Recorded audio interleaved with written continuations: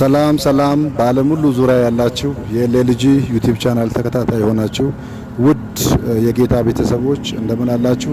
ከጌታ ሰላምና ጸጋ ይብዛላችሁ። ዛሬ ደግሞ እንደገና ወደ ፊታችሁ የቀረብኩት ወንድማችሁ ቸሬ ነኝ። ለማታውቁት ከዚህ ቀደም አዲስ ኪዳን ክፍል 2 ዳሰሳ ትምህርት የተከታተልን መሆናችን የሚታወቅ ነው። አሁን ደግሞ በተለያዩ ምክንያቶች ለ4-5 ወራት የሚሆን እንደዘገየው ግልጽ ነው።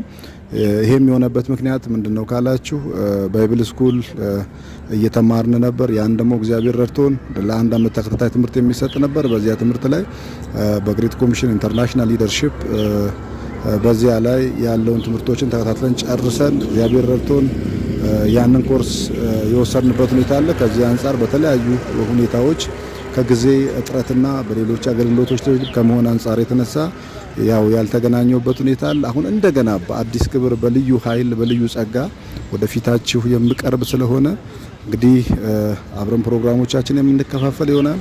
ተባረኩልኝ። እወዳችኋለሁ። ሰላም ይብዛላችሁ። ሻሎም ሻሎም።